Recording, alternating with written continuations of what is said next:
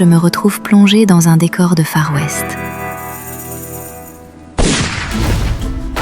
Devant moi se dressent les façades d'une ville qui semble sortie d'un autre siècle. Une ville construite pour le cinéma.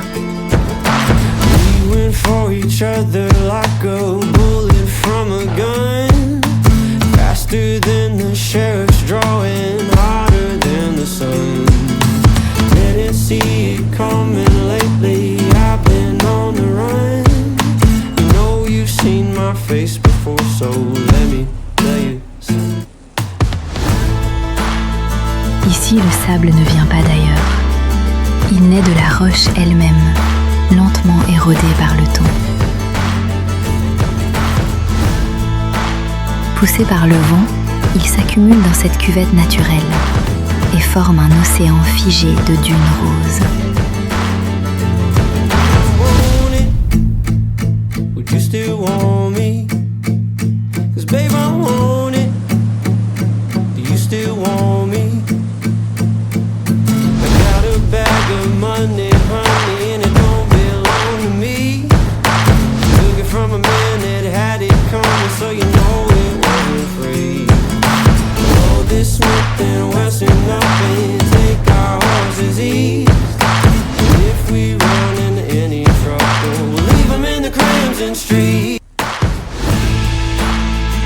Un désert en mouvement constant, mais suspendu dans sa propre géographie. Comme si la montagne, peu à peu, se transformait en sable.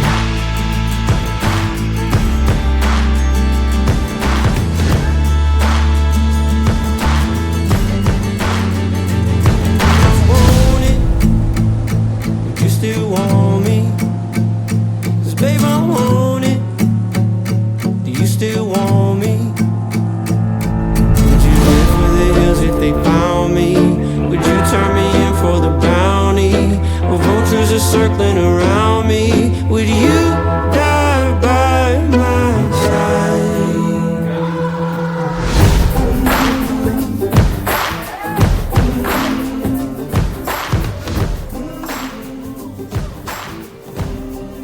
J'entre désormais dans les paysages de Capitol Reef.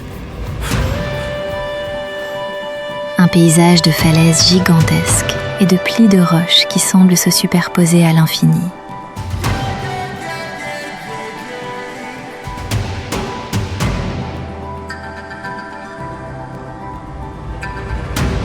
Ici, la Terre n'est pas plate. Elle s'est soulevée, tordue, fracturée sur des millions d'années.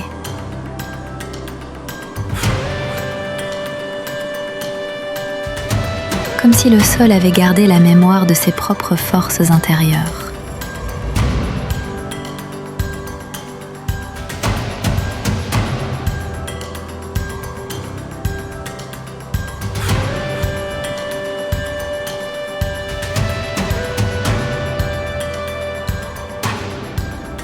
Au creux de ces parois, une vallée plus douce apparaît. Presque inattendue, un espace où la vie a tenté de s'installer.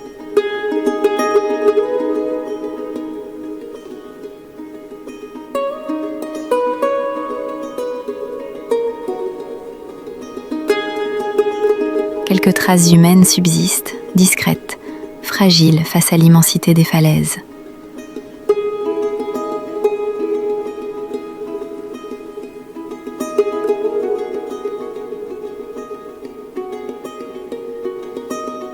Comme si l'homme n'avait fait que traverser un décor déjà écrit depuis des temps immenses.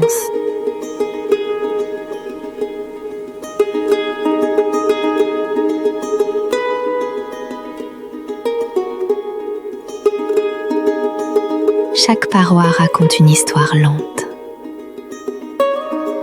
Une accumulation de temps figé dans la pierre. Des couches qui se superposent comme les pages d'un livre géologique.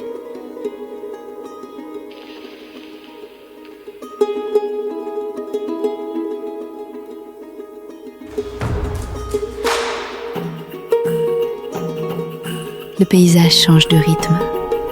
La végétation devient plus présente, les reliefs plus variés.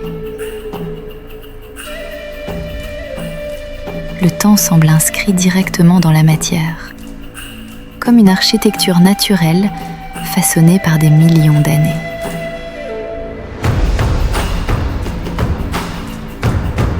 Et dans cette succession de couleurs et de reliefs, mon voyage continue vers un nouveau sanctuaire naturel.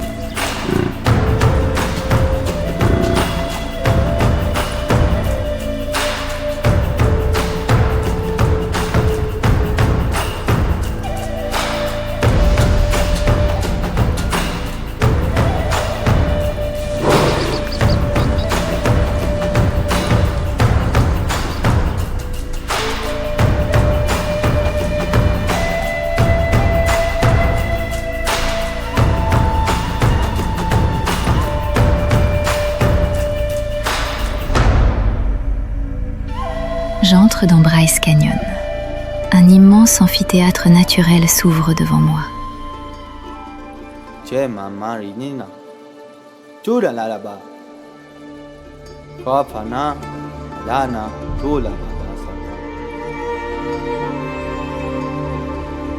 Des milliers de silhouettes de pierres se dressent dans le silence, comme une assemblée figée dans le temps.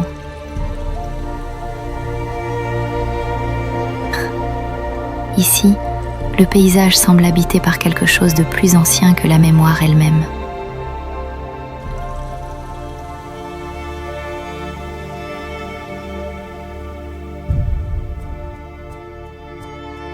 Dans les récits transmis par les Paiutes du Sud, ces formes ne sont pas seulement de la roche. Elles sont parfois décrites comme des êtres anciens transformés en pierre, des présences silencieuses, figées dans le paysage.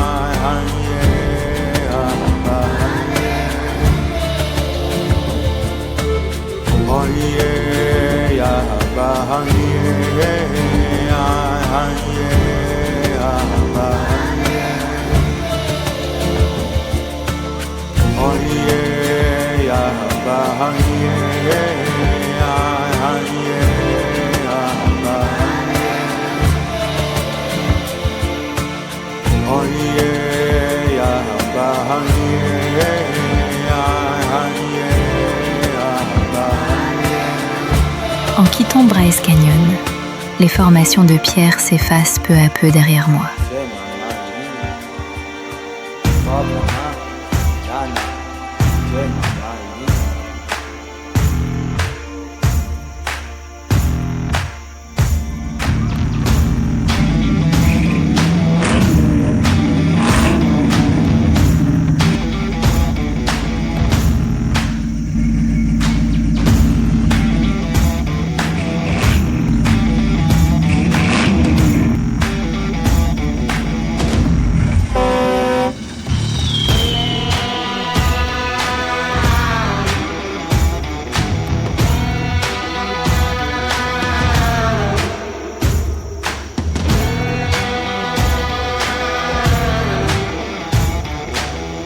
Un vaste réservoir artificiel a transformé ce canyon en une mer intérieure.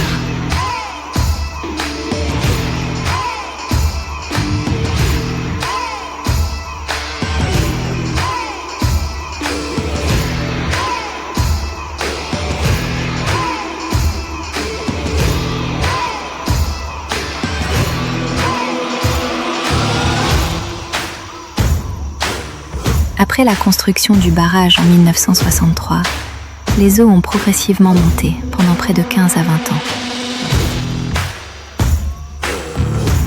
Des portions entières de canyon ont alors été englouties, redessinant complètement le paysage.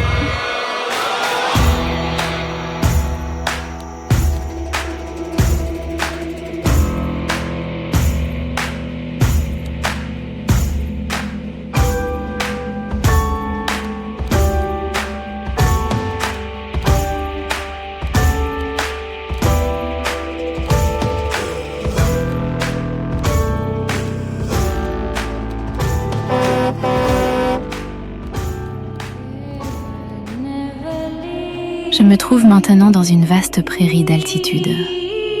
Un paysage paisible, en contraste avec la proximité d'un abîme invisible. Des troupeaux de bovins y avancent lentement, dispersés avec leurs petits. Ici, la vie suit encore un rythme pastoral, au bord de ces terres immenses. En avançant, la prairie laisse place à une forêt dense. Les pins s'élèvent et masquent progressivement l'horizon.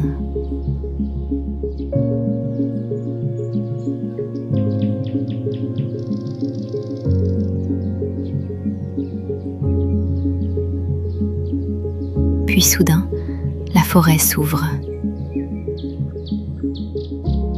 et le sol disparaît. Devant moi s'étend le Grand Canyon North Rim. Une faille immense, sculptée dans la terre sur des millions d'années.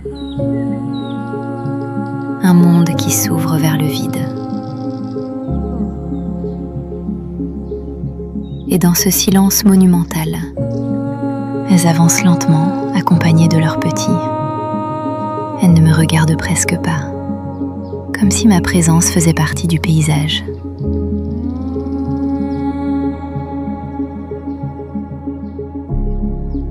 Dans ce moment suspendu, tout semble apaisé. Le mouvement de la vie passe juste à côté du silence du canyon.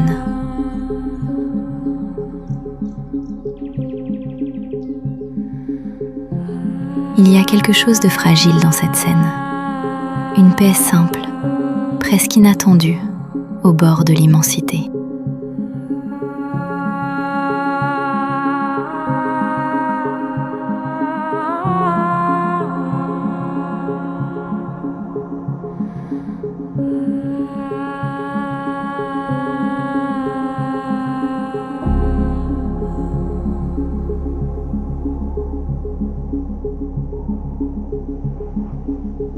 Les couches de roches se révèlent dans toute leur profondeur, rouge, ocre, sombre, infini.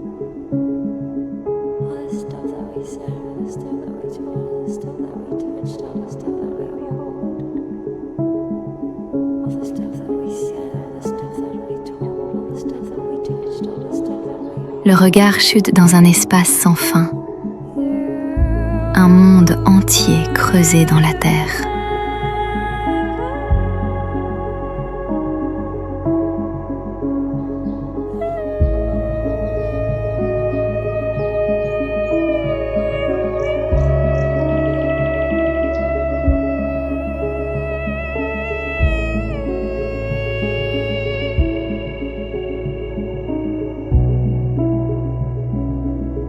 Dans ces hauteurs du Grand Canyon, le paysage dépasse la simple géographie. Pour les peuples autochtones de la région, ces lieux sont porteurs de mémoire, des espaces liés aux origines, aux récits et au passage entre les mondes.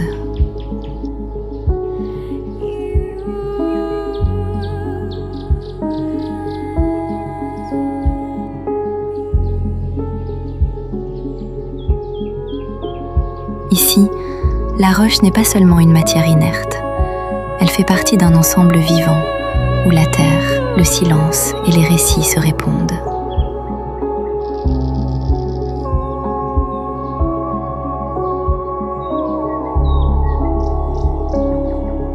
Tout semble immobile, mais rien n'est vraiment silencieux.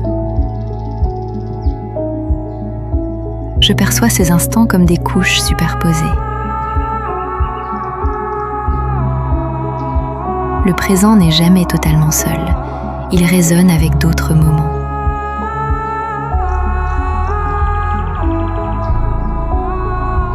Dans ce même paysage, un événement exceptionnel s'est produit. La plus grande crue jamais enregistrée dans l'histoire de l'humanité. Un basculement brutal des forces naturelles. L'eau, le canyon et le temps lui-même est entré en collision.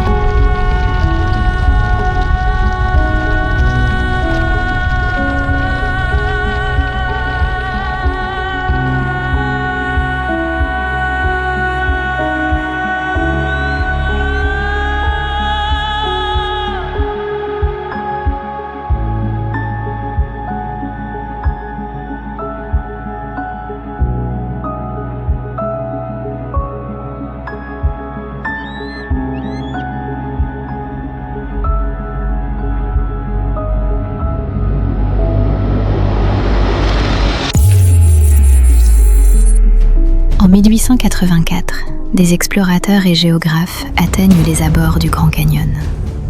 Face à eux, une faille gigantesque s'ouvre dans la terre. Des couches de roches superposées racontent des millions d'années d'histoire géologique. Pour ces premiers observateurs scientifiques, le fleuve Colorado, en contrebas, semble minuscule face à l'immensité des falaises. Il devient un objet d'étude, une archive naturelle à décrypter. Une crue exceptionnelle s'apprête à traverser le Grand Canyon. Seul un grondement sourd résonne entre les falaises. La nature n'est jamais silencieuse. Chaque changement possède une signification.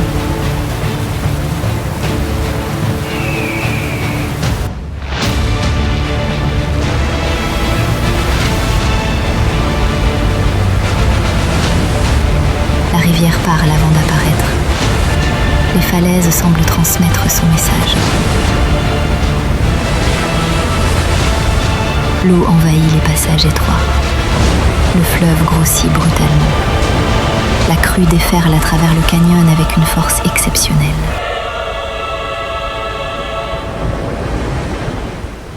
Dans le vacarme de l'eau et de la pierre, hommes, animaux et paysages semblent réagir ensemble à la même menace.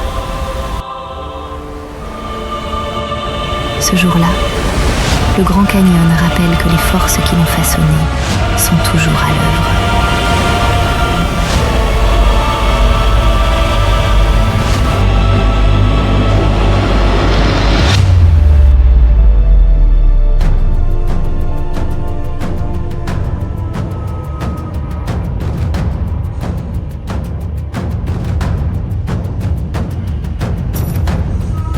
J'entre dans un passage étroit de roches, au sein de Red Canyon Slot.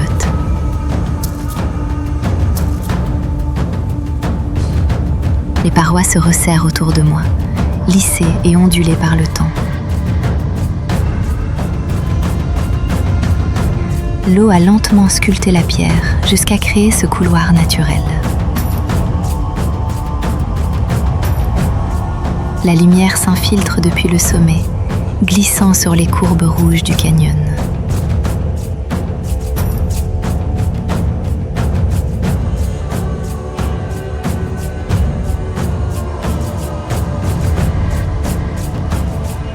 Chaque reflet révèle la précision silencieuse de l'érosion.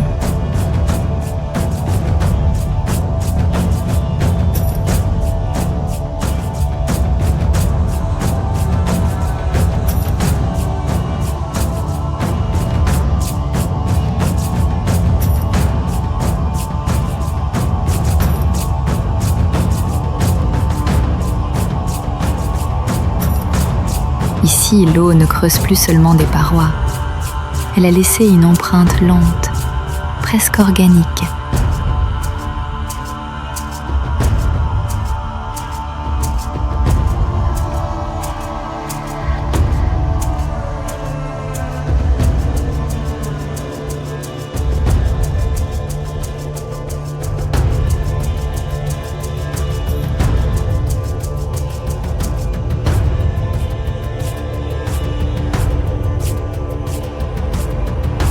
Une une silhouette apparaît. Un coyote, immobile, dominant le paysage. Dans les récits transmis par les peuples du Sud-Ouest, le coyote est souvent vu comme une présence insaisissable. Un esprit du mouvement, du chaos et de la transformation. Comme s'il appartenait autant à la terre qu'au vent.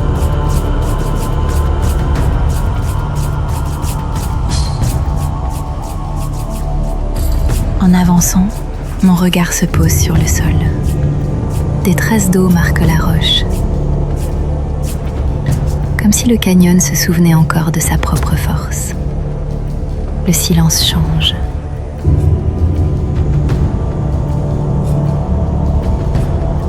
L'air devient plus dense. Une sensation d'attente s'installe dans les reliefs. Comme si le canyon lui-même retenait quelque chose. Une énergie prête à se libérer.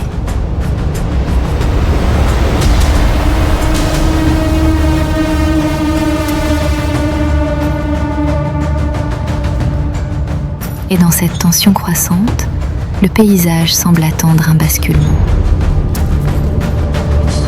L'eau commence à monter dans le canyon, un véritable flux qui glisse entre les parois. La tension devient immédiate. Le paysage semble se mettre en mouvement.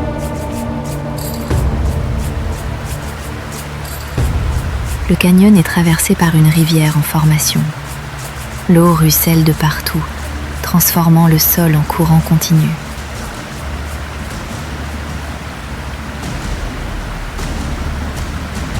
Je me retrouve portée par ce flux, l'eau montant jusqu'à la taille.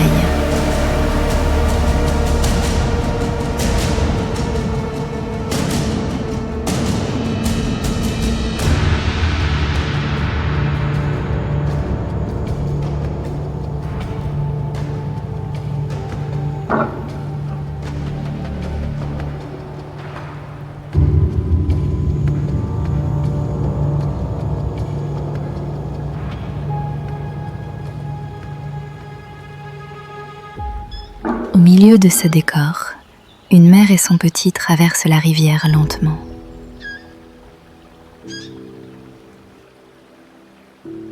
Je reste immobile. J'ai l'impression d'assister à quelque chose d'infiniment fragile. Leur calme transforme tout le paysage autour de moi.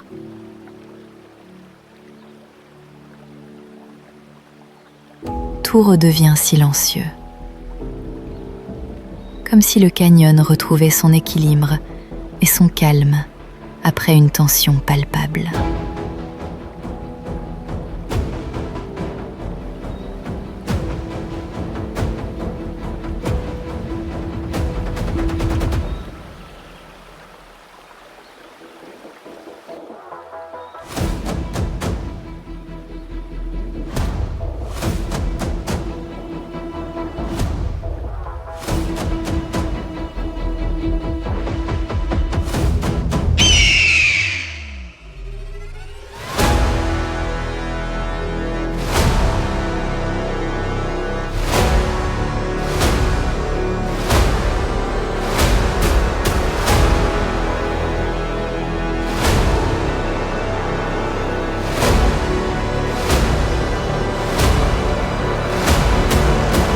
Un dernier panorama, immense, écrasant, inoubliable.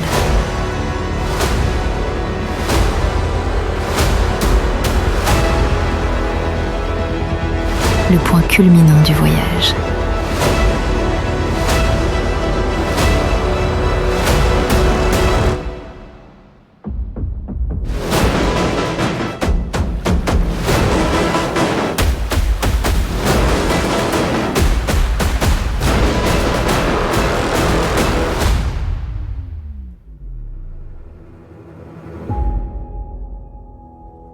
Le temps semble se suspendre et le désert se transforme une dernière fois au coucher du soleil.